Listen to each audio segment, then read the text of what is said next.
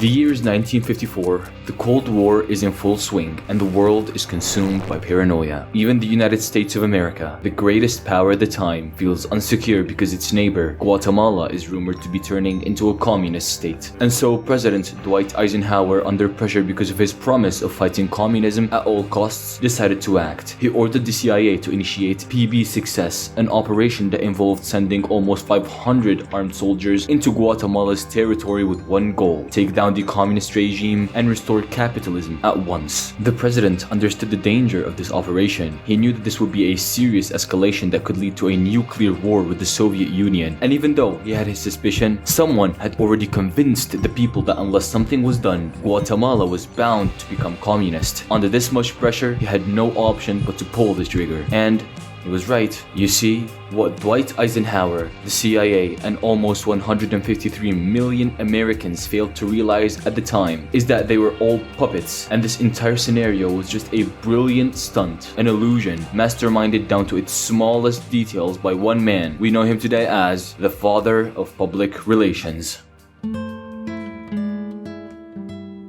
November 22nd, 1891. The people of Vienna are in tears as they leave the warmth of their homes for work. The weather has been quite harsh for the past week, but the winter is coming and the cold season is inevitable. For them, it's just another day. But one Anna Freud disagrees because after 9 long months, she had a strange feeling that today would be special. And as fate would have it, she was correct, as on that date she gave birth to a child whom she, together with her husband Eli Bernays, decided to call Edward. The young Edward was born to a wealthy Jewish American family who are most known for the achievements of Edward's uncle, Sigmund Freud, a well-respected thinker and the founder of psychoanalysis. As Anna held her son for the first time, she looked deep into his small black eyes. The void calmed her, and her imagination flourished with green fantasies on what this world had in store for her son. She smiled calmly as a thought of him ruling the world flashed before her eyes. Realizing how ridiculous that dream is, she came back to reality. If only she could see the irony in that.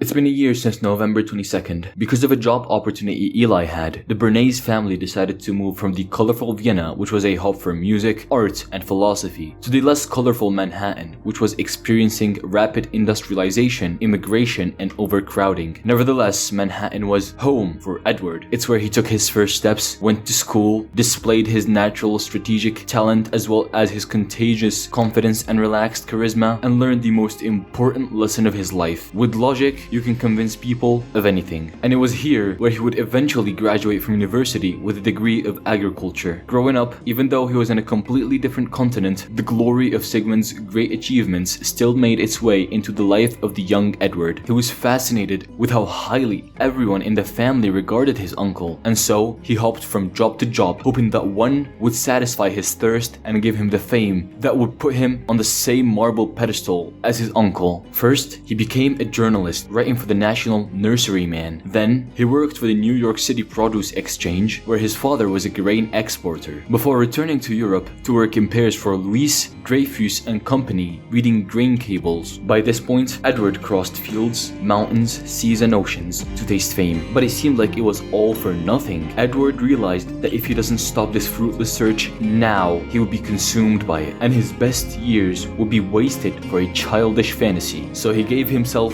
one more chance. It was all or nothing. By the end of the year, he would either do something that will prove to him that he was destined for fame, or he will declare defeat and join the herd to live a grey life. Upon his return to New York on December 1912, Edward had already decided that he would make his last stand as a journalist, and so he took up a position as a co-editor in the Medical Review of Reviews, where he reviewed a controversial play with the name of Les Avaries, or Damaged Goods, which was a play by Eugène Brieux that dealt with the sensitive topic of sexually transmitted infections, quite a taboo subject at the time. Through its characters and heartwarming narrative, the play advocated for responsible behavior with huge success. To everyone, it was just a good play, but to Edward, it was an anomaly. All his life, he knew humans to be logical high beings who questioned every little detail, and thus he wanted to know why people just accepted the play as fact with no protest. So he went to work searching for the reason this play changed people's perspective on such a controversial topic so easily. What he found was unexpected. After hours of staring at black letters on a white background, he was convinced that this play was pure witchcraft. He had read every word, understood every sentence, but found not a single logical argument that spoke to the brain. And then it hit him. The magic wasn't the arguments. It was that the play targeted people's fears and emotions rather than logic. It was, as he called it, a propaganda play that fought for sex education.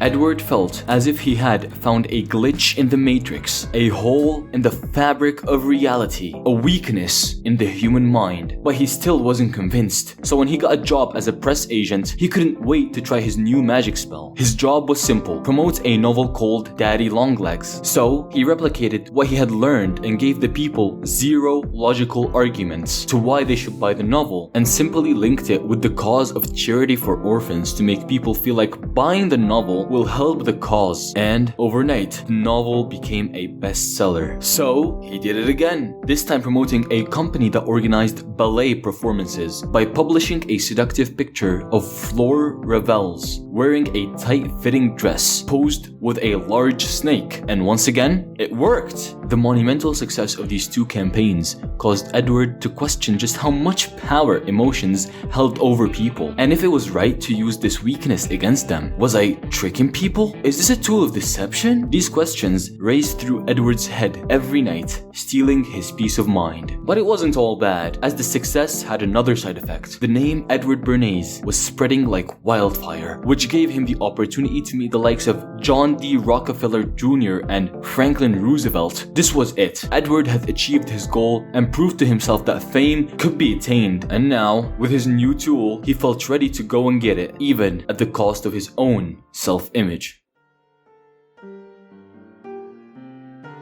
It's June 28, 1914. Archduke Franz Ferdinand, heir to the Austria-Hungary throne, just woke up feeling good and decided to go together with his wife Sophie on their scheduled motorcade through the streets of Sarajevo. That day, at around 11 a.m.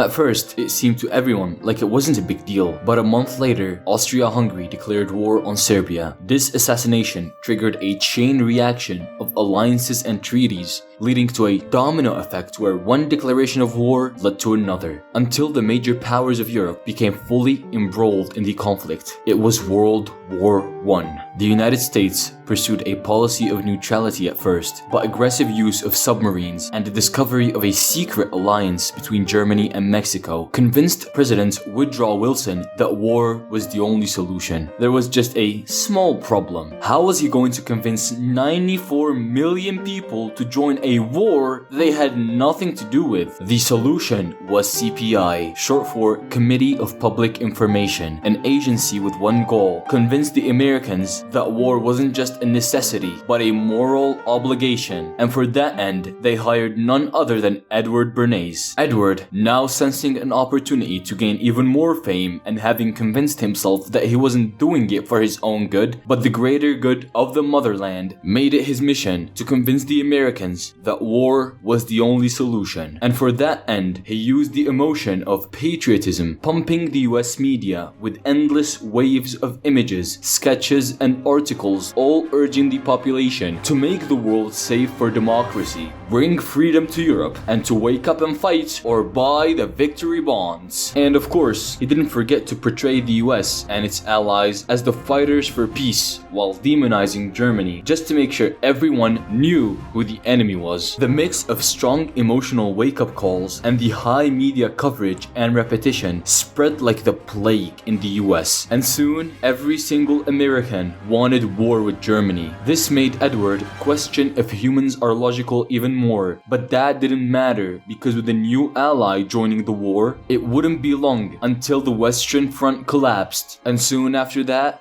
Germany itself went down with it. And finally, on the 11th of November 1918, the Allies, after 4 long and destructive years of war, emerged victorious. The year's 1927. Even though Edward is now approaching 40 years old, he feels a fire inside of him. A fire that was lit by the glory of the victory he had helped to achieve. And now, with his fame at an all-time high, he just needed one more victory. Just one last small push to his prestige. And his fame would glow so bright, it would make his uncles look like a refrigerator light. And now, after he just helped his country win a war, he thought the least he can do is allow himself to use his knowledge for his own good.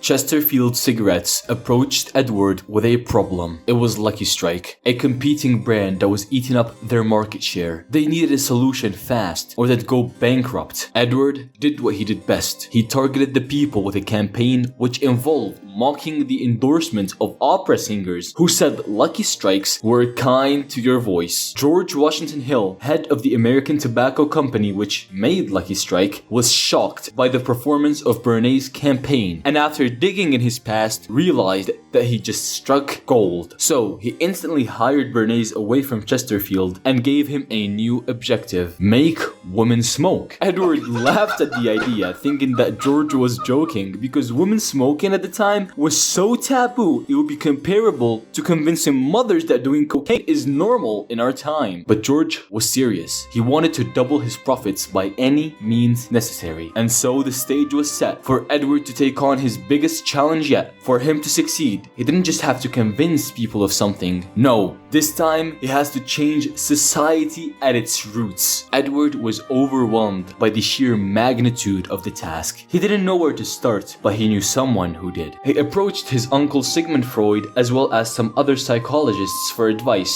and for a considerable sum of money, they gave him the answers he needed. Edward now knew that for women to smoke, he had to either target their insecurities or make smoking a symbol. But a symbol for what? Bernays thought to himself. Fortunately, Edward didn't have to look far, because it was the Roaring 20s, a period of post-war societal and political turbulence, with women challenging traditional norms through fashion, lifestyle, and behavior. This is it, Bernays thought. The cigarettes would be the symbol for equality with men. Edward was ready, and he set March 31st, 1929, the day of the Easter Sunday parade, as the day he would show the world his magnum opus. He then called every media outlet he knew and told them that something big was going to happen on the parade, and that they all should be there to not miss out on capturing it. It's time. It is March 31st. Americans woke up and were instantly flooded with ads telling women that eating too much would make them fat, and that they should smoke instead of eating food to keep their bodies looking young and beautiful. At the same time, Bernays hired a bunch of beautiful women to march on the parade while smoking their so-called